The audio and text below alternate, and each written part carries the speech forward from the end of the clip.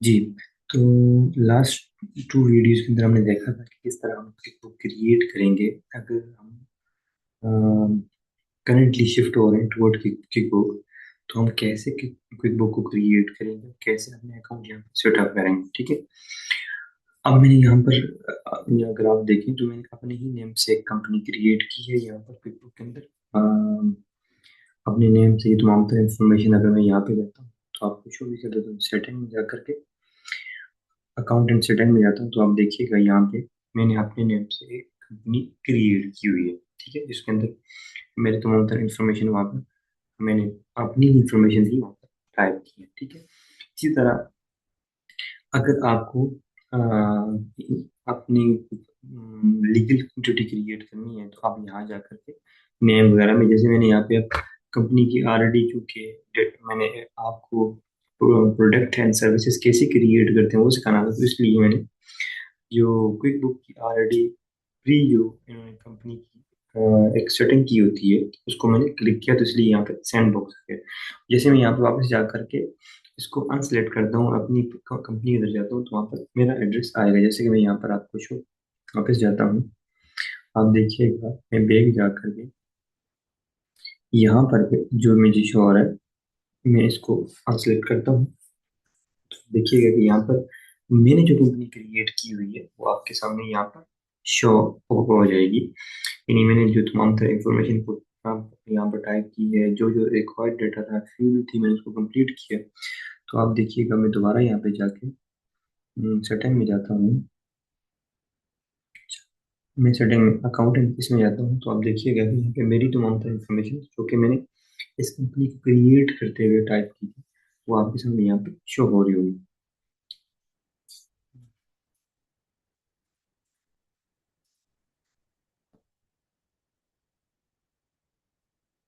जी।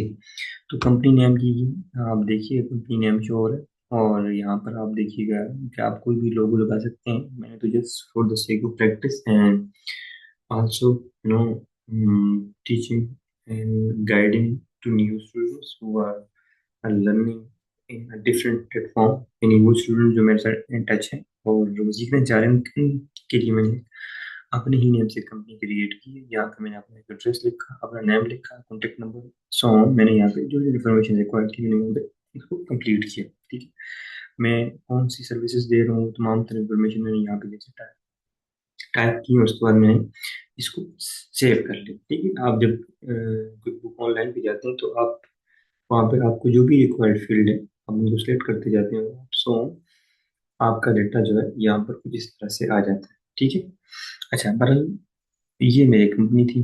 अब मुझे यहाँ पर अगर आपने प्रोडक्ट एंड सर्विसेज क्रिएट करनी है, ठीक है, यानी आप क्या सेल कर रहे हैं वो क्रिएट करना है, तो कैसे आप कर सकते हैं।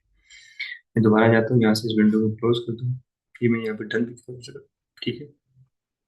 अच्छा, फॉर द टाइम बिंग मैं इसमें यहाँ पे जाता हूँ और मैं प्रोडक्ट एंड सर्विसेज पे, यहाँ पर प्रोडक्ट एंड सर्विसेज है, वेलन को नहीं है तो आप सर्च भी कर सकते हैं और यहाँ से भी आ जाता है, ठीक है।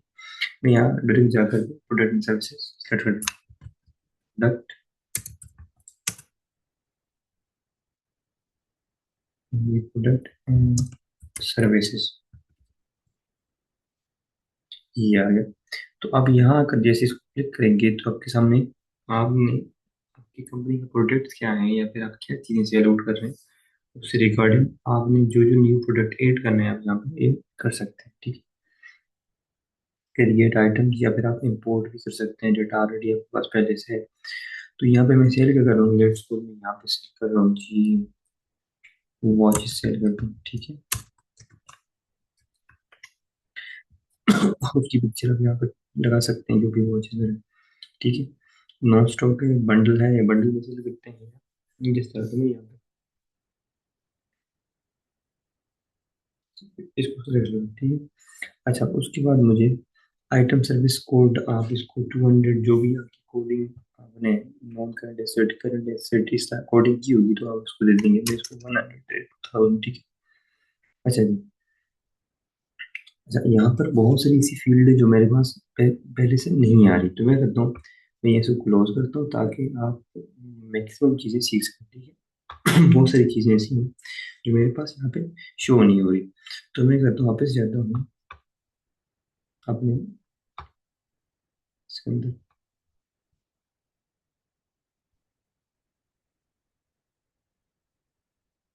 अच्छा अच्छा, मुझे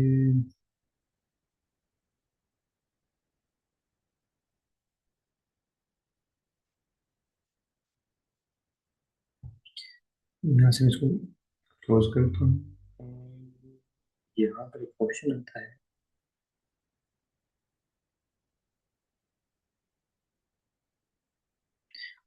हम्म,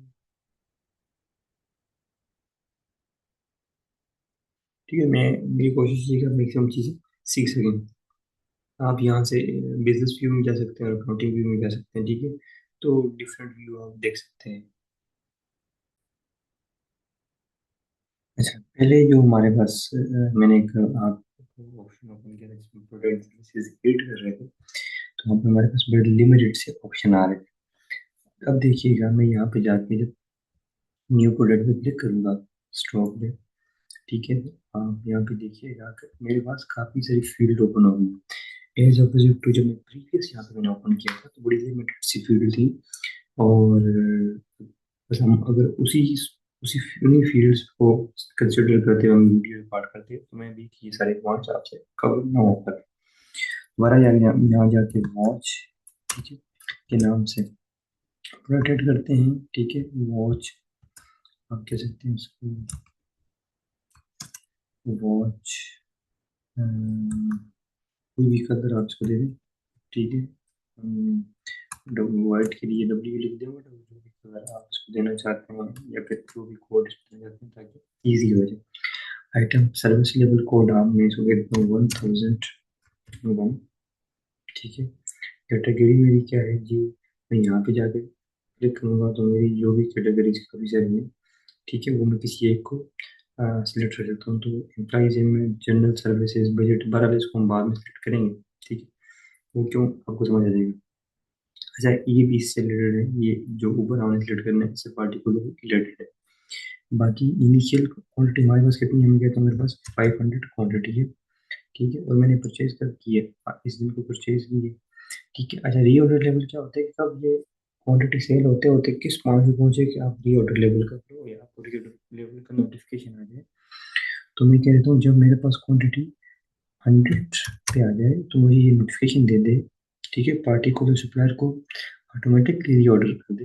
मैं जो भी सप्लायर यहाँ पे ऐड करूँगा, ठीक है। अच्छा, ये आपका चूंकि आपकी वॉचेज है तो करंट एसेट होता है, ठीक है। आप जो करंट एसेट में ऐड करेंगे, इसी तरह कोई वैन वगैरह करेंगे तो नॉन करंट एसेट में लेके जाएंगे, ठीक है। डिस्क्रिप्शन इज रिलेटेड, मैं कहता हूँ प्रीमियम, ठीक है। मजीद आप जो भी एक्सवाइज डिस्क्रिप्शन दे सकते हैं। सेल प्राइस में कहता हूँ जी इसकी $200 है, या फिर उसको मैं कहता हूँ 200, ठीक है। आइटम सेल है या फिर सेल ऑफ प्रोडक्ट है जी, प्रोडक्ट है डायरेक्ट सेल में इंक्लूसिव वेट है जी, इसमें वेट इंक्लूड है। वेट की परसेंटेज आप यहाँ पे मैं ले लेता हूँ जी 20%। इस तरह परचेजिंग परचेजिंग इंफॉर्मेशन, ठीक है, सेम यही मैं प्रीमियम वॉचेज जो है यहाँ पे आता हूँ, इसको यहाँ पे पेस्ट कर लेता हूँ। ये देखो ये जो लिखना है कॉस्ट मेरी इसको पड़ती है 200 का सेल करता हूँ, मुझे 120 की कॉस्ट करती है। और ये जो मेरा आइटम होगा वो कॉस्ट सेल होगा इंक्लूसिव ऑफ वेट है, ठीक है। परचेज टैक्स मेरा वही 20% है, ओके। अच्छा, अब यहाँ पे किस सप्लायर से परचेज करेंगे तो यहाँ पे काफ़ी सारे नेम आ रहे हैं, ठीक है। लेकिन मैं यहाँ पे ऐड नहीं कर सकता हूँ। मैं कहता हूँ जो मेरा सप्लायर है ना, वो उससे रिलेटेड तमाम तर इन्फॉर्मेशन यहाँ पे आपसे रिक्वायर्ड होगी। मैं फॉर द टाइम मैं कहता हूँ M. साउथ से, ठीक है। ये क्लिक करके मैं इसको बाकी एड्रेस वगैरह ये तमाम चीज़ें आप लिख सकते हैं, ईमेल वगैरह, सिटी, कॉन्ट्रैक्ट वगैरह लिख सकते हैं यहाँ पर से अवेलेबल। तो इसमें मेरे पास एक मेरा प्रोडक्ट क्रिएट हो चुका है, सेव एंड क्लोज। तो ये कुछ इस तरह से मेरे पास मेरे प्रोडक्ट यहाँ पर क्रिएट हो आ गई थी।